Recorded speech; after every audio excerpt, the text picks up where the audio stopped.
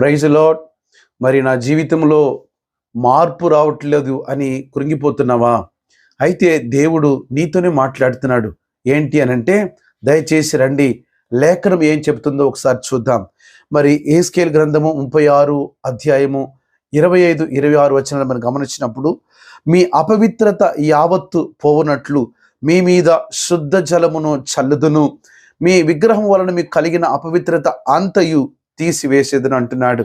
ప్రియమైన దేవుని కుమారుడా, కుమార్తె, ఒకవేళ నువ్వు దేవుని కుమారుడుగా, కుమార్తెగా మరి సమాజానికి కనబడుతూ మరి అంతరంగంలో అపవిత్రత కలిగి, అంతరంగంలో విగ్రహారాధన కలిగి, విగ్రహారాధన అంటే ఏదో పటాలు పెట్టుకొని మొక్కడము కాదు, మరి దేవుని కంటే అధికముగా దేన్నో మీరు ప్రేమిస్తూ, ఎవరినో నువ్వు ప్రేమిస్తూ ఆ ప్రేమ అనబడిన ఊబిలో నువ్వు పడిపోయేవేమో. అది ధనం మీద కావచ్చు, మనిషి మీద కావచ్చు, మొత్తానికి దేవుని కంటే అధికముగా ఏదో ఒక విషయాన్ని నువ్వు ప్రేమిస్తూ నీ జీవితాన్ని అపవిత్రతకు నేరుగా నువ్వు తీసుకుని వెళ్తున్నది వాస్తవమైతే, అయితే దేవుడు నీతో మాట్లాడుతున్నాడు.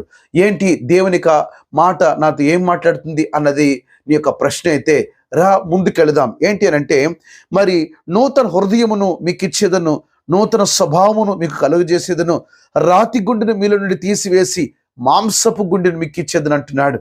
ప్రియమైన దేవుని కుమారుడా, కుమార్తె, మరి నిరీక్షణ కలిగి నీ భక్తి జీవితంలో ముందుకు కొనసాగినప్పుడు మరి మార్పు లేదని కృంగిపోవద్దు, మార్పు రావటం లేదని బలహీనపడొద్దు. మరి నిశ్చయముగా మరి మాట ఇచ్చిన దేవుడు నీ జీవితంలో, మన జీవితంలో నెరవేర్చడానికి ఆయన సమర్థుడై ఉన్నాడు. మన అపవిత్రత అంతయు తీసివేయడానికి ఆయన సమర్థుడై ఉన్నాడు. ఆయన శుద్ధ జలమును, ఆయన పరిశుద్ధాత్మ శక్తిని మన మీద కుమ్మరించుటకు ఆయన కనికర పూర్ణుడై ఉన్నాడు. అందుకనే చూడండి, మరి లేఖనాన్ని మనం గమనించినప్పుడు, మరి సౌలు యొక్క జీవితాన్ని మనం గమనిస్తే, అతను ధర్మశాస్త్రమును ఆధారం చేసుకొని సంఘాన్ని, మరి క్రీస్తు నమ్మిన అనేకులని హింసిస్తూ వచ్చాడు.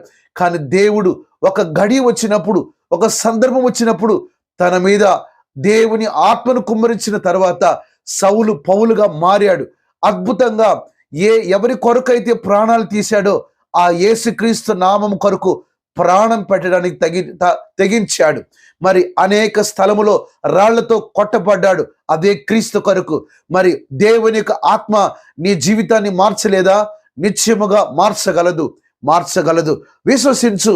మరి జక్క యొక్క జీవితాన్ని కూడా దేవుడు అద్భుత రీతిగా మార్చాడు. మరి మార్చడం మాత్రమే కాదు, ఇతడును అబ్రహాము కుమారుడే అని అద్భుతమైన వాగ్దానాన్ని ఇచ్చాడు. ప్రియమైన దేవుని కుమారుడా, కుమార్తె, నీ జీవితాన్ని ఆయన మార్చగలడు, తన ఆత్మతో నీ నింపగలడు. God bless.